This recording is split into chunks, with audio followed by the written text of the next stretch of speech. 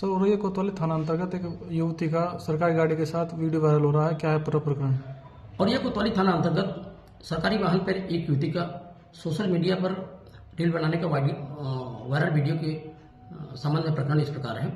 कल महाशिवरात्रि का पर्व था, जिसमें कोतवाली थाना अंतर्गत देवकली मंदिर पर श्रद्धालुओं का दर्शन पूजन हेतु भीड़ लगी हुई थी। जिसमें कोतवाली थाना के सेकंड मोबाइल को ड्राइवर न उपलब्ध होने के कारण आरक्षी जो लाइसेंसधारी था चलाकर ले जाया गया था।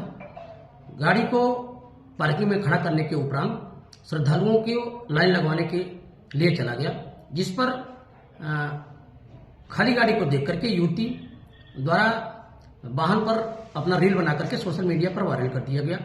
इस संबंध में युवती के परिजनों को बुला करके सख्त हिदायत दे दी गई है। आरक्षी वाहन को छोड़ करके अन्यत्र जगह ड्यूटी संपादन के संबंध में तत्काल प्रभाव से उसे लाइन हाजिर कर दिया गया है। सभी तथ्यों की गहनता से छानबीन की जा रही है। निष्पक्षता के आधार पर अग्रतर कार्रवाई की जाएगी।